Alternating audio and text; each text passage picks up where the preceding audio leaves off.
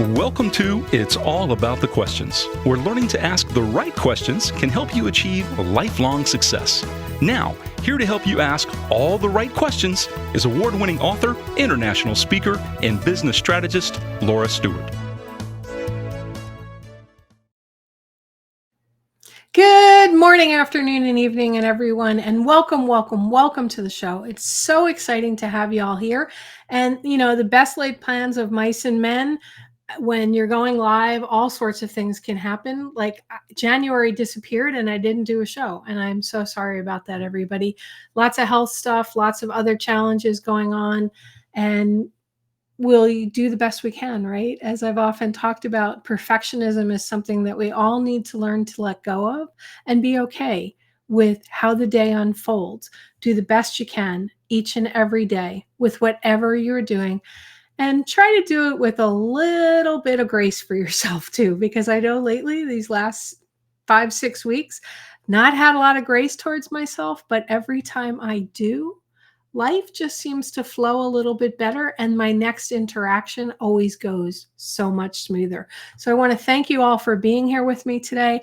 I've got an amazing guest on the show today. She is a personal and very dear friend who I could spend all day with and still never run out of things to say, because I just love her energy. I love who she is as a human being on the planet.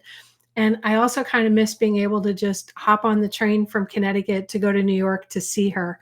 She's just one of those people that you want in your life. And I'm not even just talking about her amazing knowledge, the wisdom that she has that she's going to share with us today. For an intro to her, everybody, let's give the basic summary. She is an Emmy Award nominated producer, Oprah, Anderson Cooper, many shows that she has produced with people in domestic violence situations or celebrities, specials, documentaries. Plus, she has helped thousands of people get their messages so clear that they appear on all those shows that she used to produce. She's helped people get on Shark Tank, do TED Talks, get on the Today Show, the Good Morning Show, all the morning shows. I can't tell you enough about her. Her bio is so many pages. It's not even worth saying, because we're just going to leap right into the show today so you can understand all the wisdom that Rachel Hanfling has to offer. So Rachel, welcome to the show. I hope I didn't totally embarrass you with that intro. I am so happy to be here with you as well. Thank you for having me. Oh, it's so great to have you here. And we've already got people watching the show who have commented, can't wait for this. So this is exciting. Rachel, I've known you. I was trying to figure out exactly how long I've known you at this point. We met in California at a Brendan Burchard event that you were speaking at. Yeah. We bonded over photos of dogs. Did we? Yes, I don't remember that detail. There was this whole crowd of people all swarmed around you. And next thing you know, you and I were talking about dogs. I'm impressed that you remember that. Go ahead. Yes. Yeah. Well, it's those little things that give you the humanity of a person, is what I always feel. So today, one of the things I really want to focus on is pretty much your story as well, because I think it helps people understand why telling your story can make such a huge difference in people's lives. You've spent your life, your whole career, and even before that, trying to understand why some people are successful speaking, why some people have just been able to create messages that change the world and to help them. So where did that come from in your life? Well, I certainly didn't envision my life at this point. This whole mission of mine came from my childhood. And growing up, I can remember it so clearly. I would lie in bed at night when I was in elementary school. It was the beginning, going into a new school year, and I would just be lying there after everyone in our home went to sleep. And I'd be hoping and I'd be praying that this was the year that I would develop a circle of friends. Ah, And, I'd go back to school every year and it would be the same thing. I would be on the outside looking in. It wasn't like I got bullied. It was more like people just didn't care that I existed. And, oh, and I felt, that's how I felt. okay. And so nobody was paying attention to me. And that was very painful. But I started paying attention to them. And looking back on it, it was quite strategic, but it was not intended as strategic at the time. Nobody was focusing on me, so I started paying attention to how these popular kids that I wanted to include me talked, and what their body language was like and what their facial expressions were like and how they reeled people into conversations and escapades and took people along with them. And then I also fell in love with this box that lived in our family den, and that box was the television. Yes. And every night at 6 o'clock, as we waited for my father to come home from work, my mother and my sister and I would watch the evening news. And even as a young child, I could tell that the newscasters were doing with people on a very large scale what I was trying to do with people one on one and in small groups, which was get people interested. Right. So you're reeling them in, and then you're keeping them interested, and then you're keeping them interested in more so that they continue to stay with you and go on a journey night after night, year after year. So I studied them too, how they talked, what their facial expressions were like, what their bodies were like. And the kids at school, my neighborhood social exchanges, and the TV became my learning. And after a number of years, I'd say by the time I got to high school, I did figure out how to make a circle of friends. And because of that, I treasure every relationship. I believe so much more than I would have had I not had that struggle going on from a very young age. And when it came time to choose a career, I chose the career that had been my love since I was a young kid, which was television. I didn't know anybody. It seemed a bit unrealistic at the time, but I knew that I could go into this very exciting world where I would get to tell other people's stories and shine a light on other people who wanted to get the word out there about themselves and their mission. Listening to that story, and I've heard parts of it before, but not all of it before. Yeah. The thing that strikes me is Yeah. number one, it's hard to believe that you were this shy girl who didn't have friends, because I only know this person that is somebody you want to know, right? You. And that there's so many layers to you that are exceptional, that every year I know you, I learn a little bit more. But that is such a huge thing to say, that you weren't making friends, but you wanted that. And there's so many of my listeners out there, this is my I think I'm going on my 9th year doing this show, that they have that same problem. And they're like, well, how did that person get out there? How come I can't? My message is just important, or I want to be friends with those people. I want to be included when people do those things. But for whatever reason, they don't feel that they can do what you did. They don't even know the first steps to take to make themselves, I hate using the word magnetic, but make them somebody that somebody wants to engage in a conversation. So when those people are out there, what do you say to them? How do you begin getting them to come out of their shell to even approach somebody like you and say, I have options? Mhm. Well, there's so much there in what you just said, and thank you for saying that about me. I I actually like the word magnet because it's describing what's actually happening. And without getting too geeky, the way I Well, think you of know I'm it, a geek, so go geek. It's fine. okay, yeah, I think being a geek is a great thing. Yeah. I Okay, so if you think about physics, right? In inter Every interaction has an equal and positive. I might be messing up the physics of it because to be honest, I'm not a physicist. But let me tell you about communication because that I do know. Okay. In every communication, you are either drawing people towards you or you're pushing them away. Sometimes it's very obvious what's happening. Like you get this visceral, stop sign about the interaction. And this is, by the way, this applies whether it's one on one or one in front of billions of people.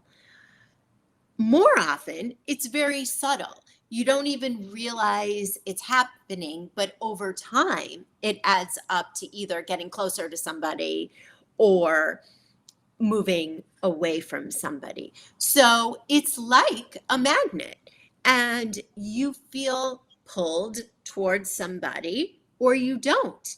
And it is based on how you feel in their presence. We spend so much time on what we think, and what we think matters. It matters what words we say and how we say them. And and facts matter, all that matters. But people are either going to move towards you or move away from you based on how they feel about themselves and their place in the Okay. world in your presence. And then they're going to use facts to justify that. So, um, so if somebody is in a place where they don't even know how to start, they want to be getting, they want more people to be drawn to them, either personally or professionally, for whatever Right. it is they're trying to put out there into the world. It might even be you want a promotion, you want Yeah. a spouse, you want a partner, you want something. You're a charity and you need money to come in, whatever, right? So it's attracting whatever. Get that, everybody out there? It's not just about getting media. This lesson that Rachel's talking about applies to all areas of your life. Okay, go ahead, Rachel. Absolutely. It does apply to media. Let's say you want media attention. This absolutely applies to media. It applies to if you want to be a keynote speaker, or if you're a leader at work and you want to up level your leadership skills so that you can get your team to do what you want them to do and Right. be a cohesive team. It applies in if you're trying to get a job. What is trying to get a job? It is trying to get somebody to want to come closer to you so they can hire you. And it applies anytime you go to a party, whether that's a party in real life or it's a party online. It is any social interaction. So, why don't we start with the first principle of effective communication? Perfect. Fabulous. Okay. First principle of effective communication is meet people where they are to take them where you want them to go. So, what does that actually mean? That means when you are talking to achieve a purpose, I'm not talking about if you're in therapy or if you're unloading on a close friend or something. That's not what I'm talking about here. We Okay. all need spaces where we can just unload. Okay. That's not what I'm talking about. I'm talking about if you're talking to achieve a desired end result, it's not about you. It's about your audience, whether that's one person who's your audience or that's billions of people. It's about your audience. What does your audience want? What does your audience care about? What does your audience need? What don't they even know they need or want or care about? And how can you find the intersection of what your audience needs and what you have to share so that you are giving it to them like the best gift they ever received? Bob Berg would call that the law of stratospheric value. Okay, I've never heard that. What does that mean? Oh my gosh. So I need to send you the book, The Go-Giver, but Okay. it's this whole idea of you're providing value to them. Right. And when you provide value from truly who you are, that's when you're going to make a difference for people. And that's what I hear you saying. I just want to make sure I grasped all that before we went on. This idea of it's not about you, but in some way it is, because it can be transformative for you too when you see the people move forward to where you would love them to go. It is being authentic, but it's also taking what there is to give of you and packaging it Right. in Okay. a way that it is exactly what they need. So if you Okay. come to me to be coached by me, probably the first question I'm going to ask you is, who's your audience?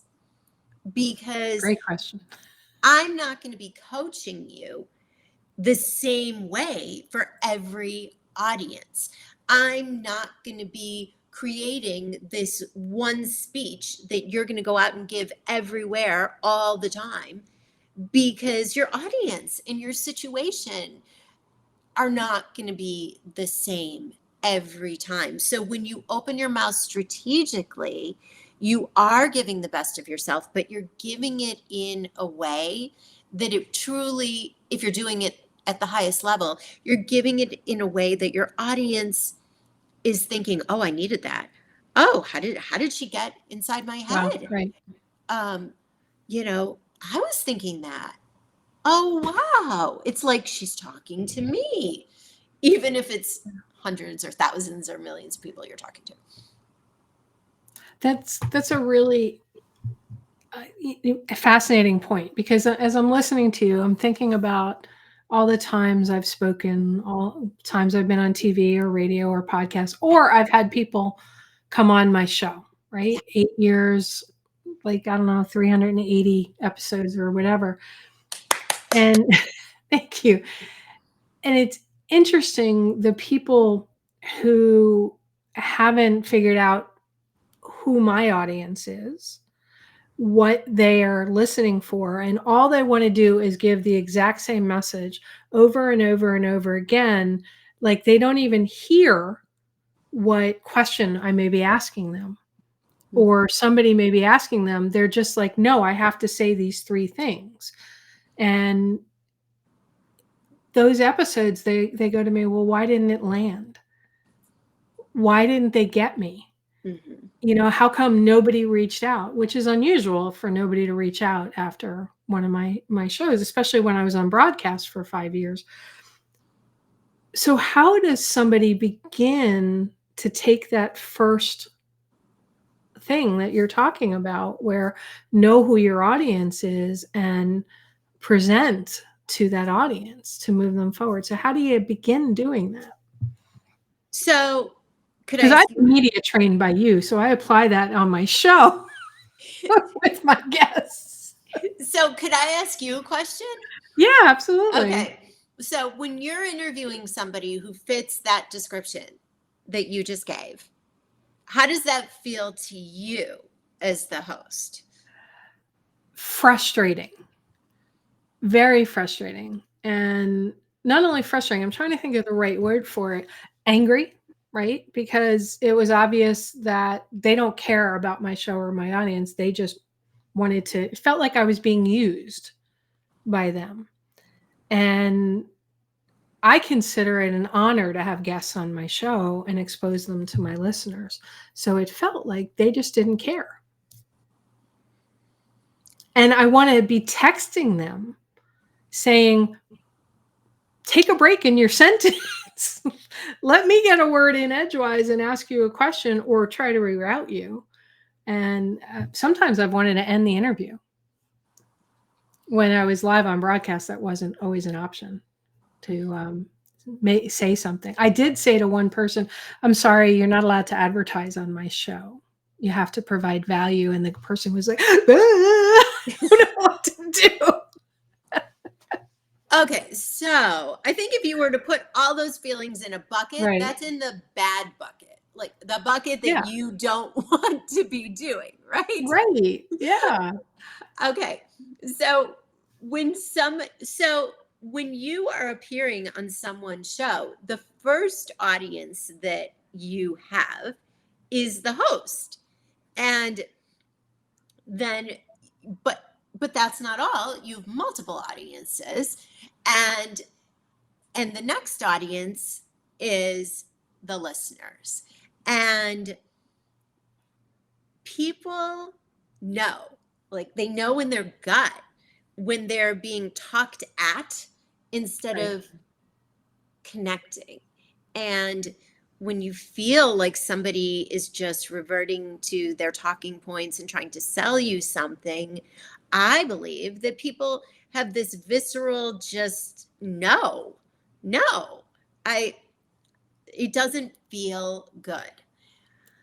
When you feel that somebody's giving to you with an open hand and an open heart without expectation, even though it is a strategy, I mean, I want to be clear, it is a strategy. Right. But when you feel that somebody is doing that, giving to you, that feels good. And then you, more often than not, whether now or 10 years from now, you want to give back.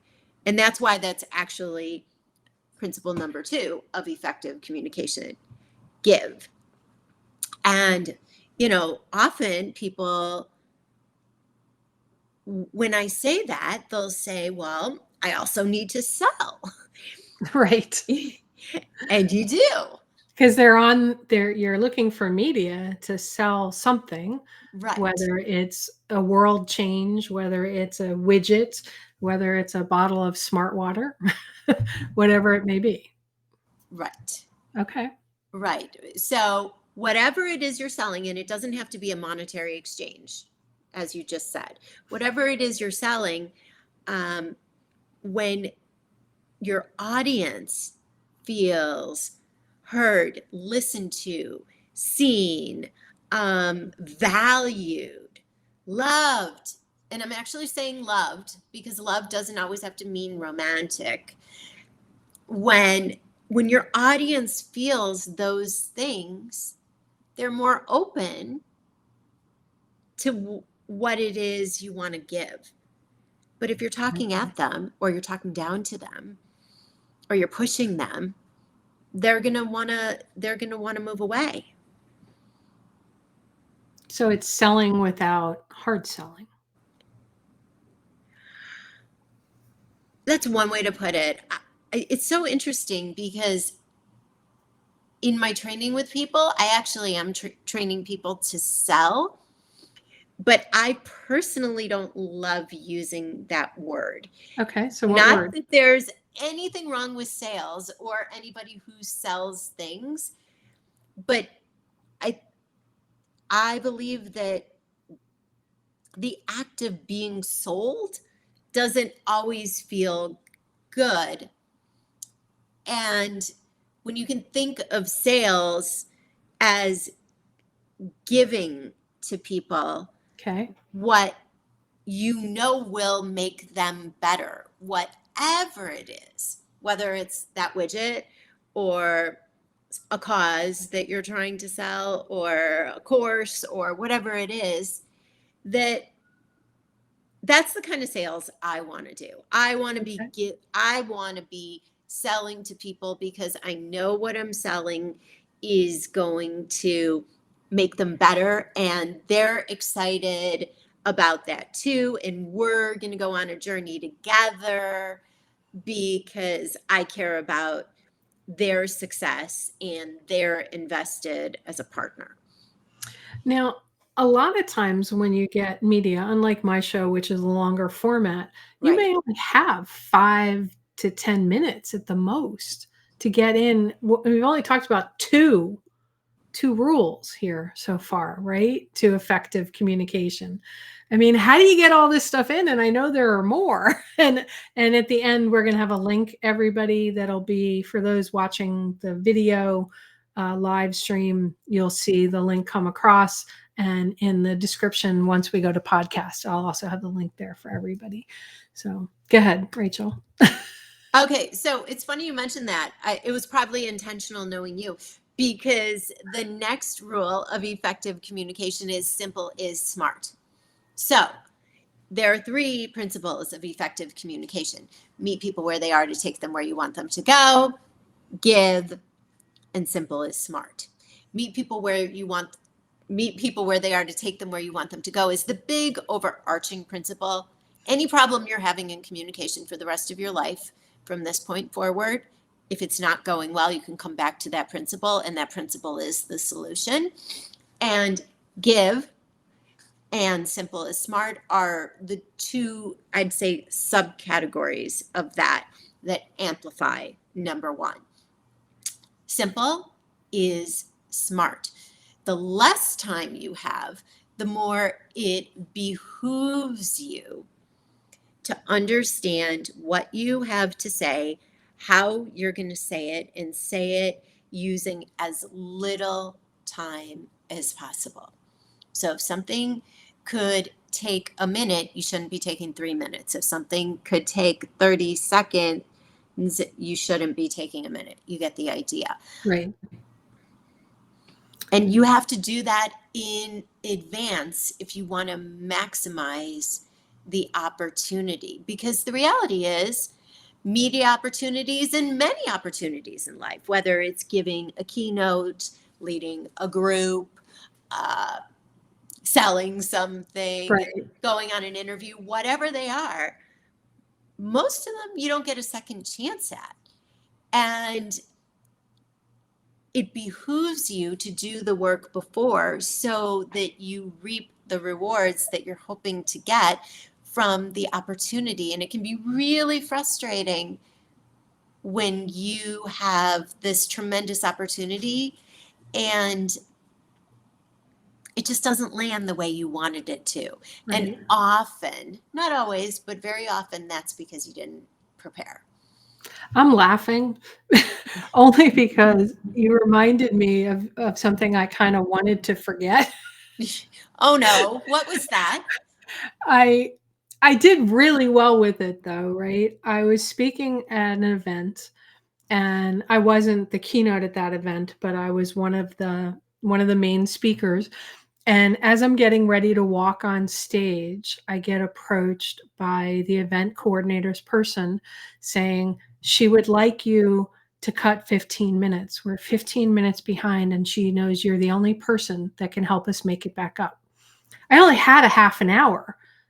And she told me, as I'm like about to be, the guy's introducing me, I need you to cut 15. And I did. Well, instead of 30 minutes, I did 17.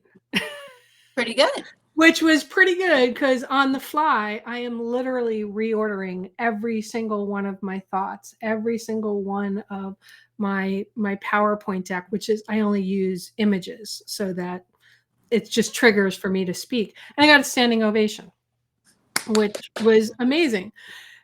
But I'm laughing because obviously I didn't go there at that event to speak in front of I think there were a couple of thousand people, and expect to have to cut my thing by half.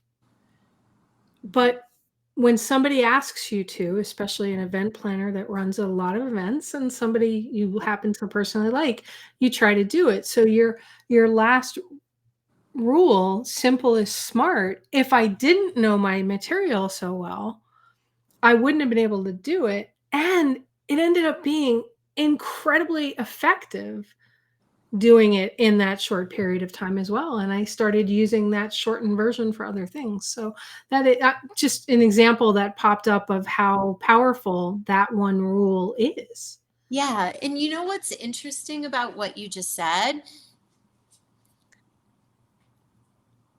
Thinking of what you have to say and your message like an accordion. Okay. When you're thinking of your message, there are many manifestations of that message. There's the message that's a sentence. There's a message that's 30 seconds. There's the message that's 17 minutes. There's the message that could be 60 minutes. And understanding that the goal isn't to get your signature talk down and then that's it. It just kind of goes in a box and you cart it around everywhere you go. The goal is to be so comfortable with what you are sharing that you understand how to tailor it to wherever you are and whatever your need is, and be able to adapt on the fly.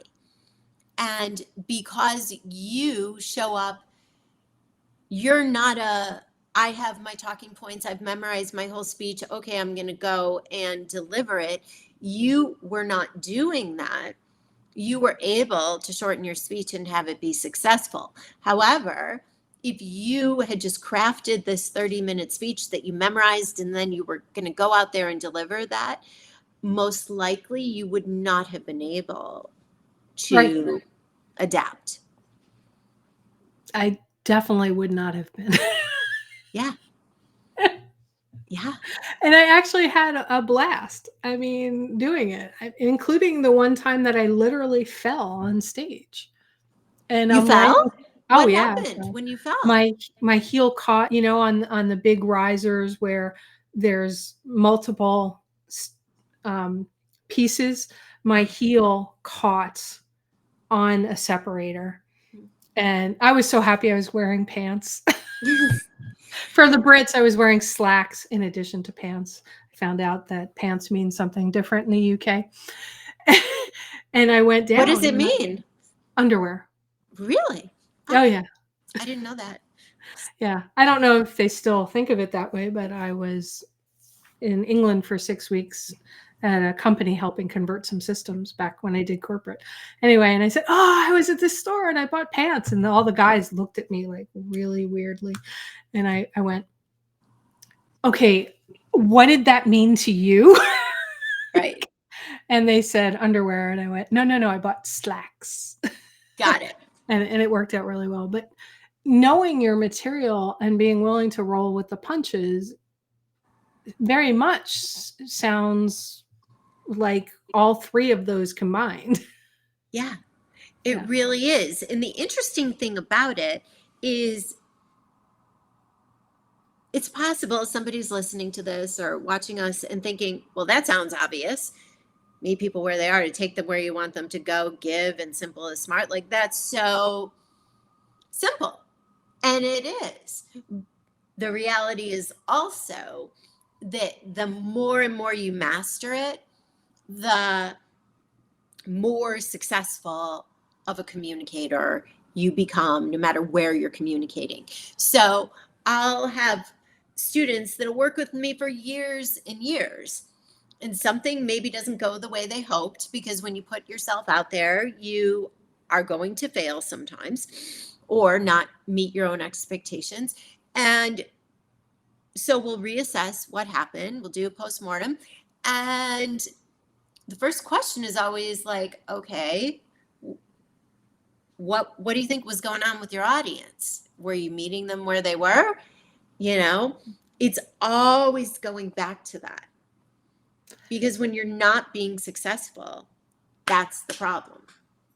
And it's very easy to get hung up on something going wrong when you're presenting versus being able to pivot. Like when I was laying on my back on the floor on the stage and you hear the from everybody in the audience, but because I knew my audience at that point. I was like, okay, they're worried about me. The event staff's all worried about me. I was like, oh, hey, have you ever looked up at the ceiling? It's kind of cool.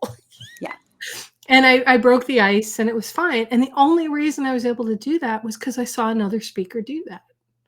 Yeah. So you're actually talking about another thing as well. You're talking about being able to be in the moment, and instead of having the audience feel bad for you in that moment and feel uncomfortable, Mhm. you made it funny. And then they were fine because they knew you were cool. They didn't have to take care of you, feel bad for you, and everybody could just move on. You did that well. It was quite hysterical when I got up, and I was very happy to get some ibuprofen afterwards. But Yeah. it's the whole idea of media training and working with somebody like you, Rachel. Yeah. Is it to run through all the different scenarios, or is it to, and maybe it's none of these, right? Or is it to draw out of you what seems like something you know so well, but may not hit, say, that first one or the second one of giving, even? So I'm trying to, for my listeners, because a lot of them are like, I don't need a media trainer, as you just said. I don't need somebody to help me craft my speech. So what is it that enables you, because you are uniquely amazing at this, Thank you. to help them? Why? Why should they even care or consider something like this to help them get it out of them? So the beginning part of your question, I think it's both learning how to get something out of you and also get something out there. The second part of the question, every day we all walk through the world trying to achieve something. Sometimes it's something huge, like a once in a lifetime kind of thing. Sometimes it's something small. If you're not getting the results you want in any of those interactions, I'm going to assume that your listeners, just like you, are really great at what they do. So if you're great at what you do and what you're doing makes sense, and yet you're not getting the results you want, what's most likely to be the problem? And that is how you're communicating it. So if you care about achieving whatever desired results it is, launching your book, um, launching your program, representing your company, Creating a company and getting creating clients. anything, helping people with whatever. If you care about that, you care about your results, it behooves you, if you want to do that at the highest level, to care about how you share that. And when you do, and you put energy into that and you invest in that, you're honoring your audience, you're honoring yourself and what you have to give, and you then get greater results. Does that It does. does that It land does. with you?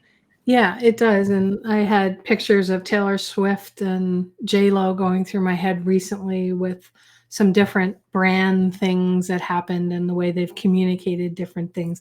But I'm not going to go into them, other than J-Lo on SNL, where her hair thing started coming out and she's in the middle of a song and she's just like, never even phased her. She just ripped it out of her hair and kept on going like it was nothing, right?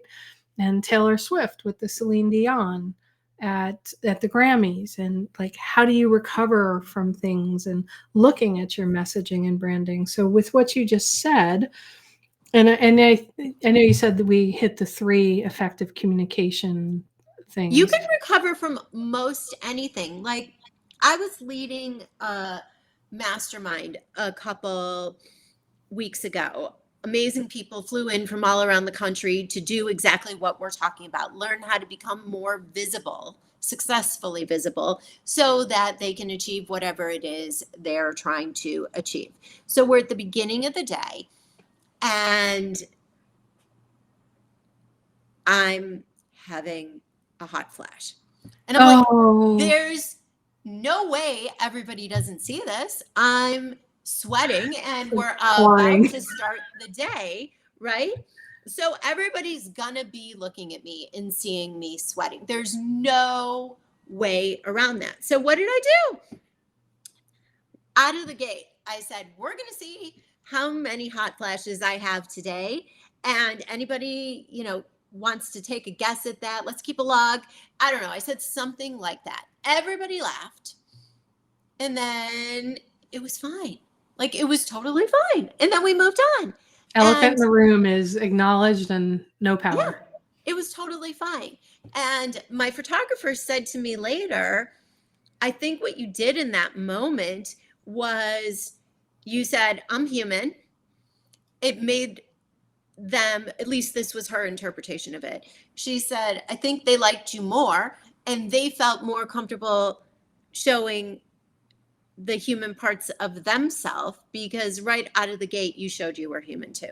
And so when people talk about, when people come to me, and a really common fear that people who have a fear of public speaking have is that they are going to forget everything they have to say.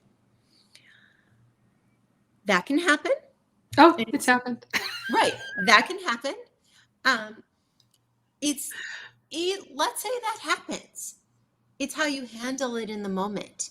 It's how you center yourself and you let the thoughts come back into your head and you remember where you wanted to be going, and then you begin again, and somehow or other you interject some form of humanity so that everyone in the audience sees, oh, he or she, they're just like me. Sometimes they forget what they're going to say, and I feel more connected to them because of it. People are going to feel more connected to you when they see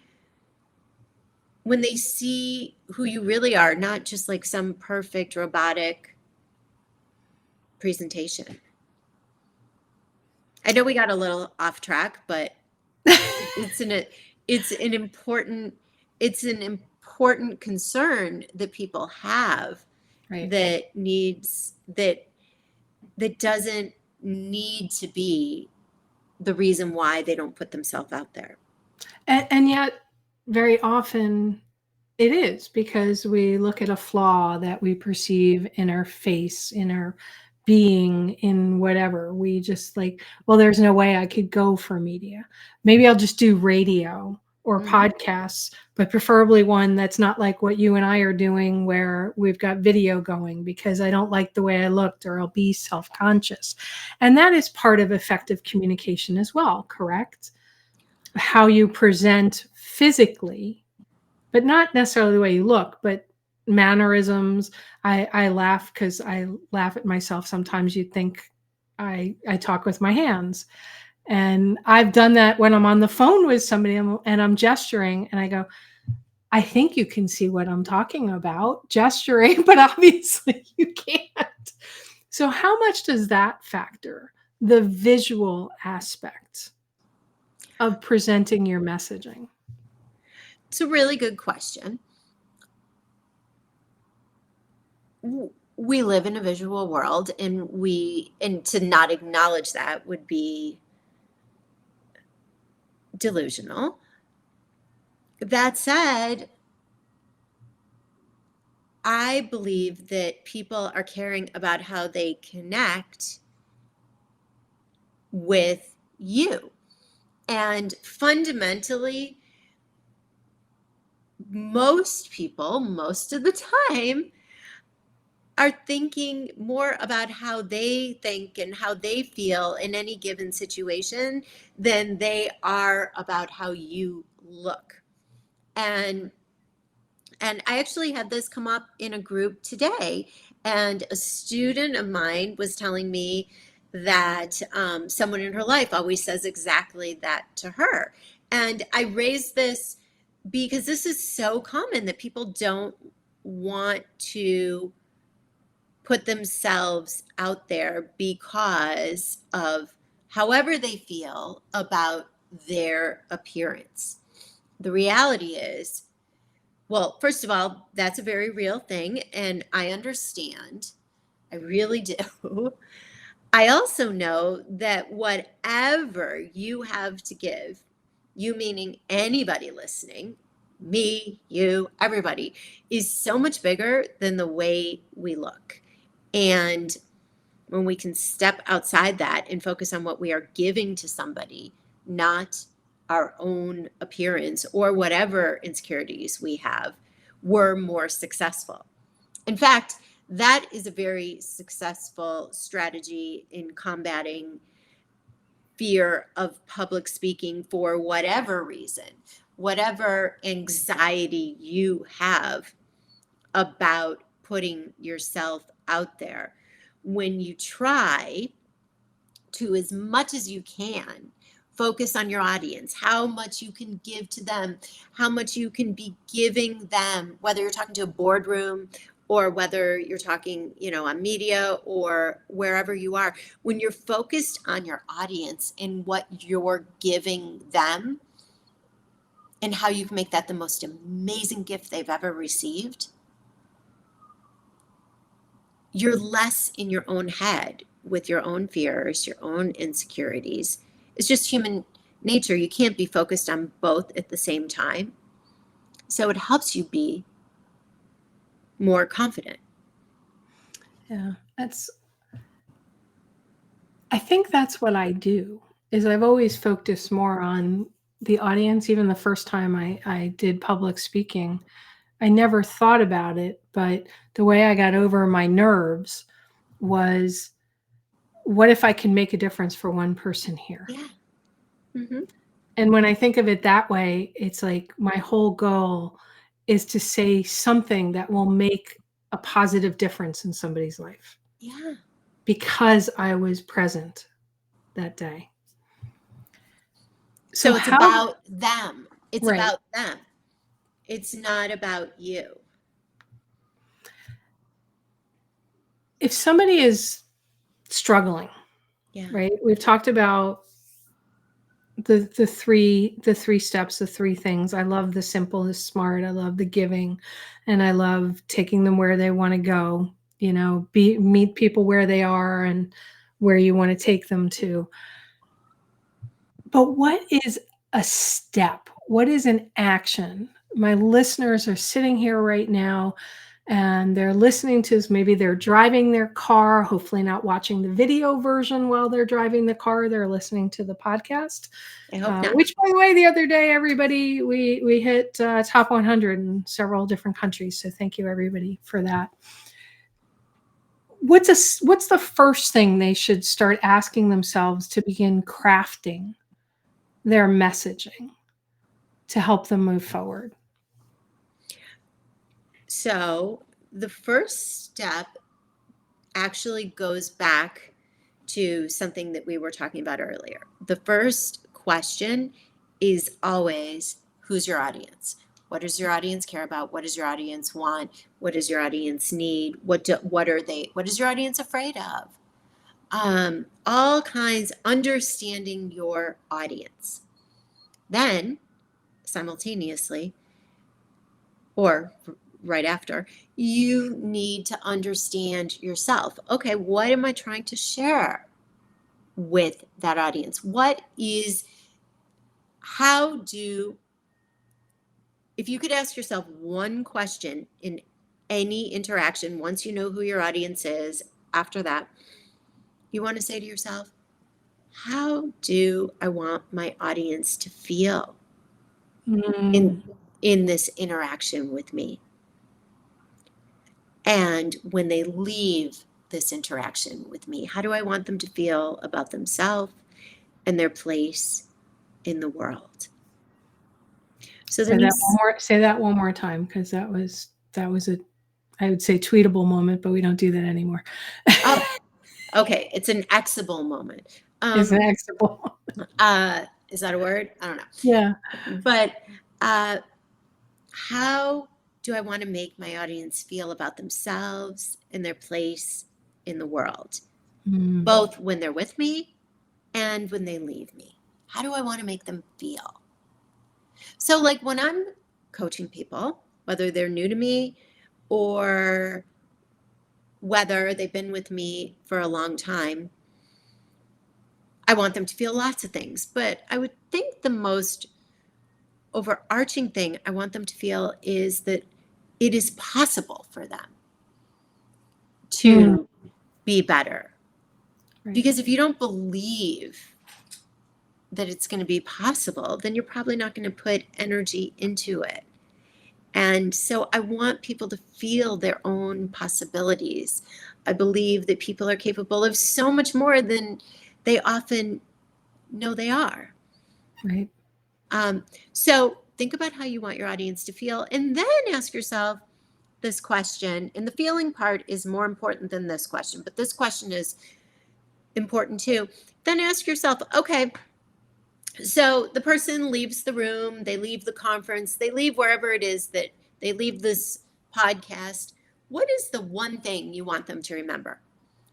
So they turn to their friend, and their friend says, well, what was that about? What are they going to say in one sentence? And set that as an intention before you go in. And then you work backwards from there. Okay, you know how you want your audience to feel. You know what the one thing is that you want them to remember. And you work backwards from there. When I'm talking to people, I want them to understand that learning to speak effectively is a skill.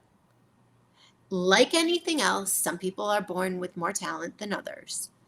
But learning to speak effectively is something anybody can do, no matter what amount of talent or lack of talent you start with. And just like anything else, learning to walk, learning to swim, you can learn to be an effective speaker with the right training and the right practice and, sustained over time.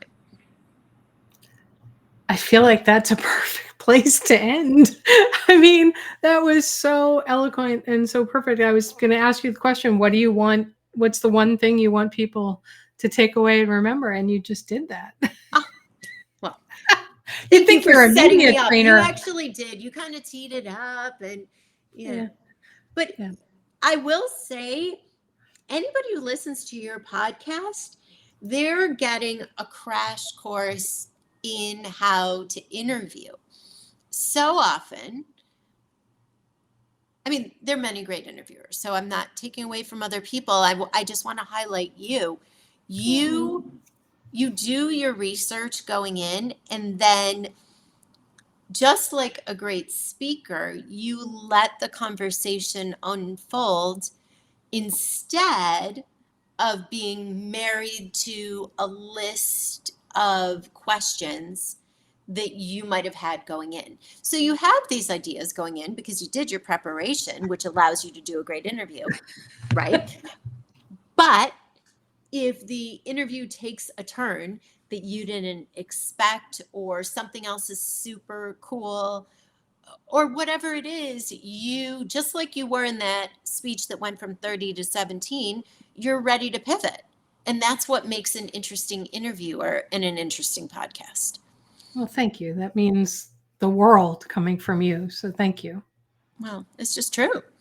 Oh, I appreciate that very, very much. And I appreciate you being on the show. And I told everybody at the beginning that there was something that you were going to offer that they can just go to, and all anybody has to do is, enter their email address to get it. You've covered a number of things today, but I love what you're offering to people to help them get started beyond what we talked about today. So I'm going to post it up on the video underneath, and then I'm going to let you talk about it.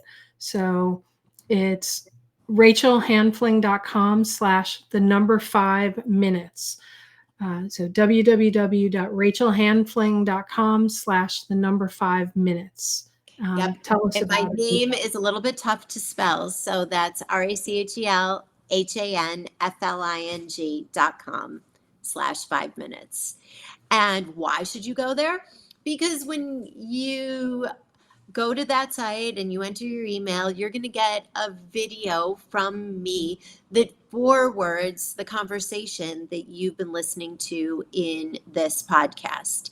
It's only 5 minutes, but it breaks down in that short period of time. It breaks down some really important points so that you are more impactful every time you speak. Whether your hope is to get media attention, whether your hope is to be a great speaker, whether your hope is to sell something or lead somebody, wherever you are opening your mouth. And I would love to have you receive that.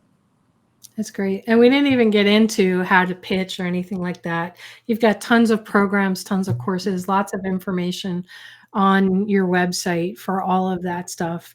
Yeah, Yes. I mean, you've helped craft for many, many people to get exceptional recurring appearances on media.